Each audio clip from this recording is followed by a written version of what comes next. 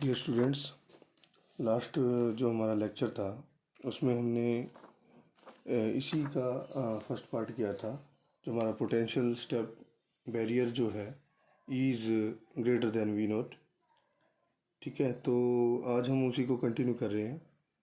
तो लास्ट जो हमारा वीडियो था उसके अंदर हमने जो एम्पलीट्यूड्स हैं ए बी सी, बी और सी, इनकी वैल्यूज़ हमने फाइंड आउट की थी, जो कॉन्स्टेंट्स हमने लिए थे बी और सी।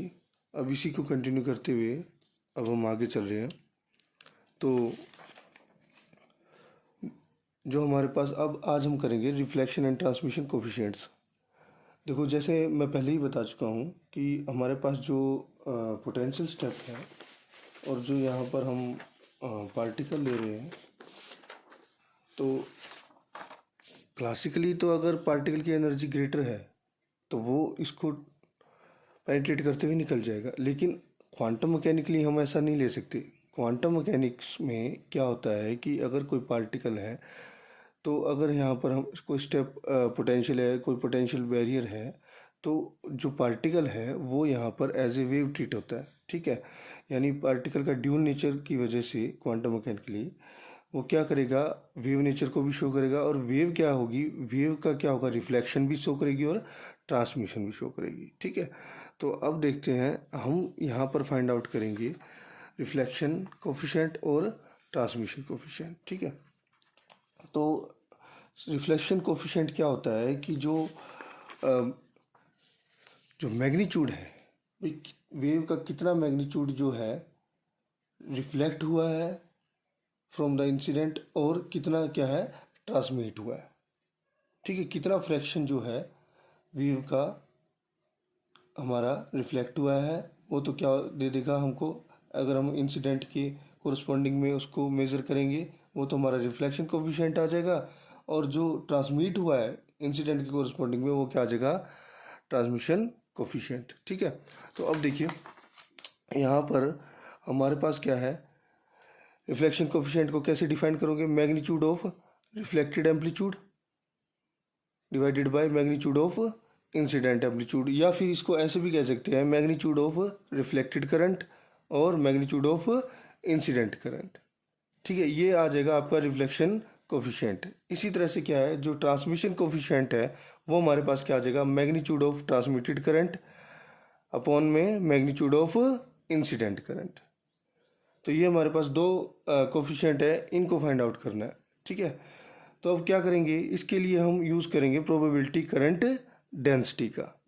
ठीक है, जो हम डिफाइन करते हैं J is equal to real part of psi star h cut by iota time curly psi upon में curly x is equal to h cut by 2 iota time psi star del psi minus में psi del psi star. ये दोनों में से क्या है, हम कोई भी इक्वेशन ले सकते हैं। यहाँ पर हम ये लेंगे J is equal to real of psi star h cut iota time curly psi by curly x. ठीक है, तो for x is less than zero के लिए x is less than zero का पार्ट कौन सा है, ये वाला, और x is greater than zero, ये वाला। ये जो जीरो है ये हमारा क्या है, पोटेंशियल बैरियर या पॉइंट ऑफ पोटेंशियल डिसकंटिन्यूटी।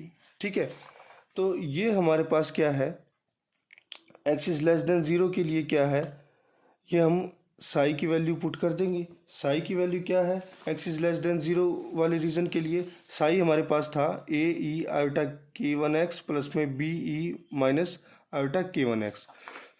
तो इसका कॉम्प्लेक्स कंजुगेट और साई की वैल्यू इसके अंदर पुट करने के बाद जब आप सॉल्व करोगे तो हमारे पास क्या आ जाएगा, h cut k one m divided by m, और ये आ जाएगा ए स्टार माइनस में बी स्टार। जब आप इसको सॉल्व करोगे, प्रोडक्ट करोगे, तो ये हमारे पास क्या हो जाएगा, वन, और ये भी वन। ठीक है, तो जो हमारे पास क्रॉस टर्म्स है ए स्टार बी और ए बी स्टार, ये हमारे पास क्या आती हैं, इमेजिनरी टर्म्स आती हैं, इसीलिए हम इसको ड्रॉप कर देंगे। ठीक है, क्योंकि हमको क्या लेनी है, प्रोबेबिलिटी करंट डेंसिटी। ठीक है, ओनली रियल पार्ट्स। तो ये हमारे पास क्या आ गई, probability current density for the region x is less than zero. अब देखिए ये हमारे पास आ गया एच कट K1/m, ये आ जाएगा ए मोड का स्क्वायर माइनस में बी मोड का स्क्वायर। ठीक है, तो अब हमारे पास क्या आ गई, ये हमारे पास नेट करंट आ गया। तो अब देखो जो यहाँ पर एच कट K1 है इसको हम P1 भी लिख सकते हैं, क्योंकि ये क्या है, मोमेंटम। ठीक है, मोमेंटम क्या होता है, एच कट K। ठीक है, तो अब देखो ये जो टर्म है P1/m और मोड ऑफ ए का स्क्वायर, ये हमारे को रिप्रेजेंट करती है इंसिडेंट करंट को, और जो सेकंड टर्म है यानी P1m मोड ऑफ बी का स्क्वायर, ये हमारी रिप्रेजेंट करती है रिफ्लेक्टेड करंट को। ठीक है, ये तो हमारी होगी इंसिडेंट करंट और ये फर्स्ट टर्म, और ये हो जाएगी रिफ्लेक्टेड करंट।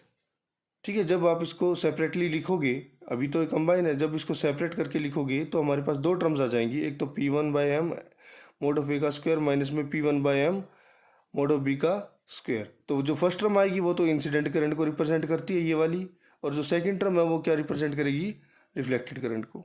ठीक है, अब क्या है, जो करंट डेंसिटी हमने फाइंड आउट की, सेम उसी तरह जो है अब सेकंड रीजन के लिए फाइंड आउट करनी। सेकंड रीजन कौन सा, ये वाला, x इज ग्रेटर देन 0। अब x इज ग्रेटर देन 0 में क्या है, हमारे पास जो साई की वैल्यू आई थी, देखो यहाँ पर क्या था, ये था CE आयोटा K2x प्लस में DE माइनस आयोटा K2x। अब ये जो है ये हमारा क्या हो गया था, हमने ड्रॉप कर दिया था, क्योंकि आगे कोई पोटेंशियल डिसकंटिन्यूटी नहीं है जिसकी वजह से कोई रिफ्लेक्शन हो। ये रिफ्लेक्शन वाले पार्ट को हम ड्रॉप कर देंगे और हमारे पास क्या आ जाएगा, सिर्फ ट्रांसमिशन वाला पार्ट आ जाएगा। तो ये हमारे पास बच गया था psi2 is equal to CE iota K2x for कौन से रीजन के लिए, x इज ग्रेटर देन 0 के लिए। तो ये वैल्यू हम पुट कर देंगे इसके अंदर, real of H cut bye iota m C star. ठीक है, इसका कॉम्प्लेक्स कॉन्जुगेट्स, और ये हमारे पास एज इट इज आ जाएगा। तो इसको जब सॉल्व करेंगे तो हमारे पास आ जाएगा h cut K2/m mode of C का स्क्वायर। ठीक है, तो ये हमारे पास, अब देखिए ये अपने पास आ गया ट्रांसमिटेड करंट। ठीक है, जो ट्रांसमिट हुआ है for the region x is greater than 0 के लिए, ये हमारे पास आ गया ट्रांसमिटेड करंट। यहाँ पर एच कट K2, फिर वही क्या आ जाएगा हमारे पास P2।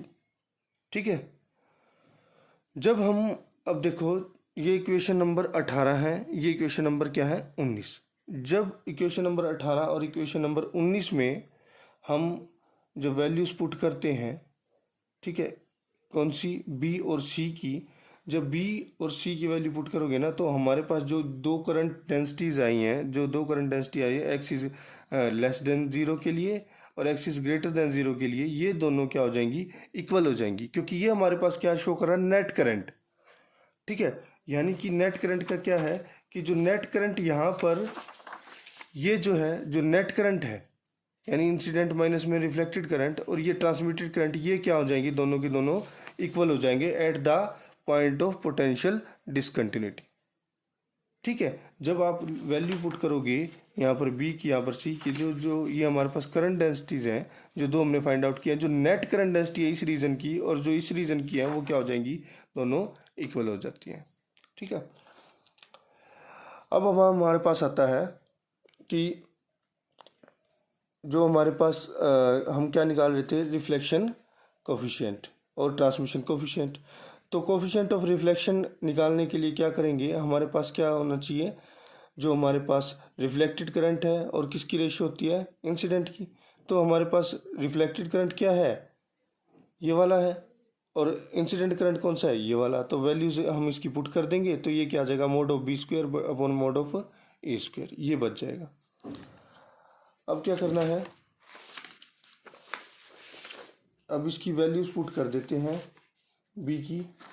ठीक है, जब बी की वैल्यू पुट करोगे इसके अंदर, ये देखो, जब बी की वैल्यू पुट करोगे यूजिंग इक्वेशन 5, जो हमने इक्वेशन हमने ली थी 15, सॉरी, ये इक्वेशन नंबर 15 जो हमने लास्ट वीडियो में की थी, बी की वैल्यू इसके अंदर पुट कर दो। ठीक है, तो बी की वैल्यू जब पुट करोगे तो हमारे पास क्या आ जाएगा, ये बच जाएगा K1 माइनस में K2 बाई K1 प्लस में K2 का होल स्क्वायर। ठीक है, इसको मान लेता हूँ इक्वेशन नंबर 20।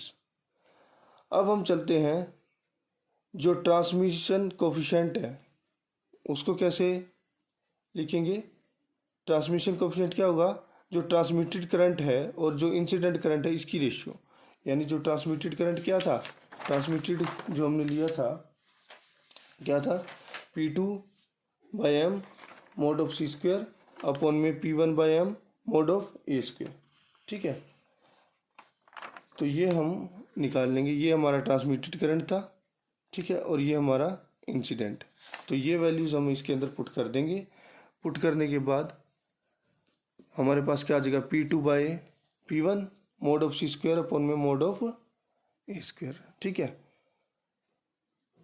ठीक है, तो ये इक्वेशन जब हम इसको सॉल्व करेंगे तो हमारे पास आ जाएगा T जो ट्रांसमिशन कोफिशिएंट है या कोफिशिएंट ऑफ ट्रांसमिशन, ये हमारे पास आ जाएगा 4k1k2/k1 प्लस में k2 का होल स्क्वेयर।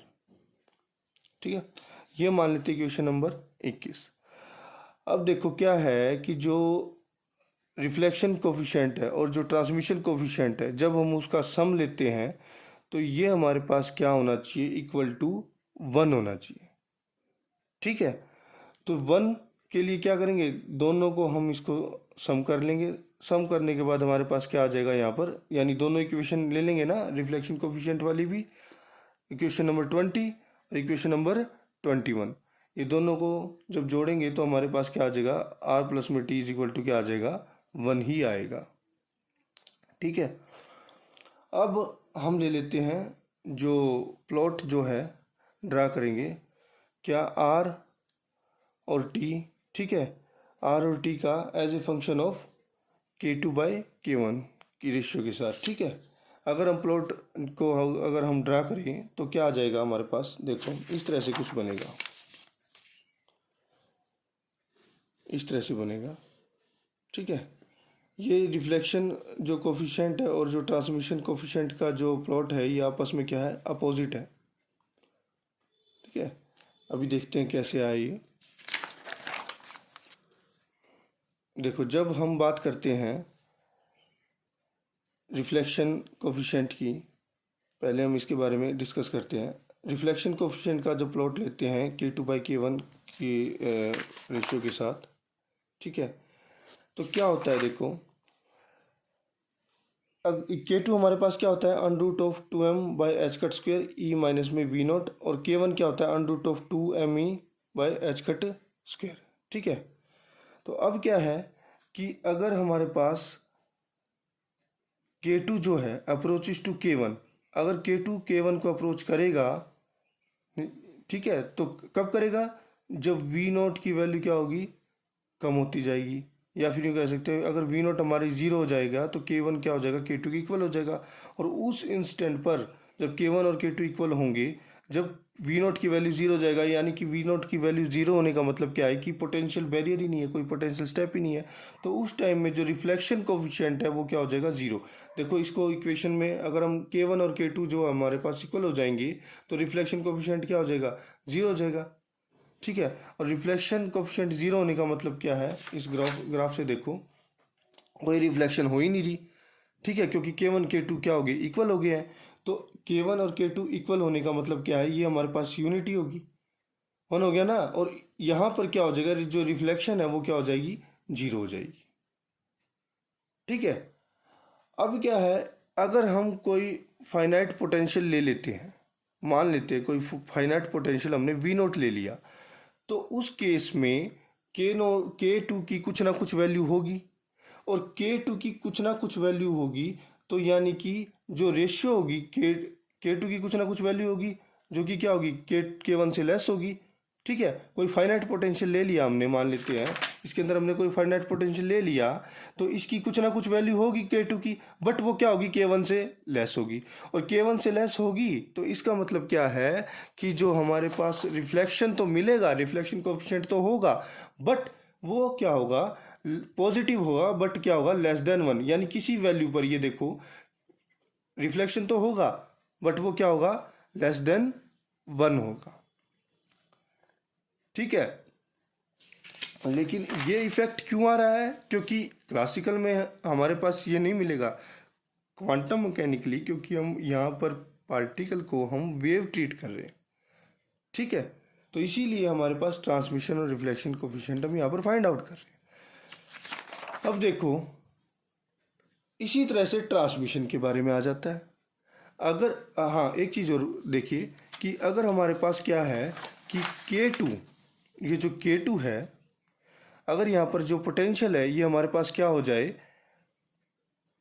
इक्वल टू क्या, यानी जो पार्टिकल की जो एनर्जी है, जो टोटल एनर्जी है, ठीक है, वो और जो पोटेंशियल है वो हमारे पास इक्वल हो जाए, तो हमारे पास K2 क्या हो जाएगा, जीरो। K2 जीरो होने का मतलब क्या है भाई, K2 जीरो हो गया तो हमारे पास जो है, जो ये है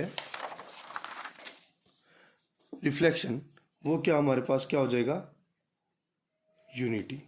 उस केस में जो रिफ्लेक्शन कोफिशिएंट है यानी रिफ्लेक्शन क्या हो जाएगा, मैक्सिमम हो जाएगा।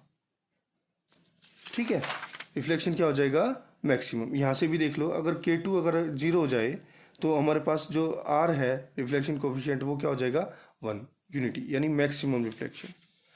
ठीक है, इसी तरह से क्या है, अगर हमारे पास ट्रांसमिशन कोफिशिएंट की बात करें, ट्रांसमिशन समझ में आ गई ना, जब K2 कब अप्रोच करेगा जीरो को, जब हमारे पास जो एनर्जी है और जो पोटेंशियल है, ठीक है, जो हम एनर्जी तो टोटल एनर्जी पार्टिकल की और पोटेंशियल जो है वो हमारे पास क्या हो जाए, इक्वल हो जाए, तो उस केस में हमारे पास रिफ्लेक्शन क्या हो जाएगा, मैक्सिमम हो जाएगा।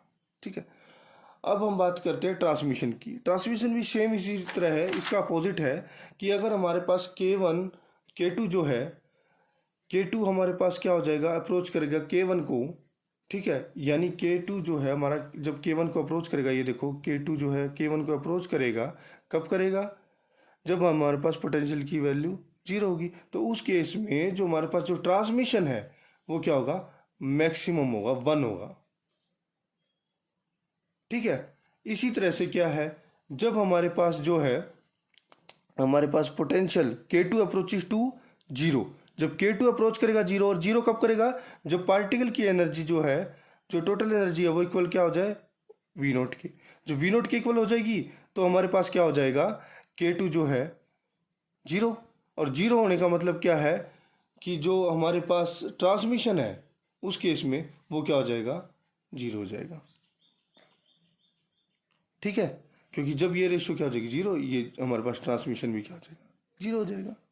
ठीक है, क्योंकि कोई वेव ट्रांसमिट होगी नहीं, K2 क्या है, जीरो।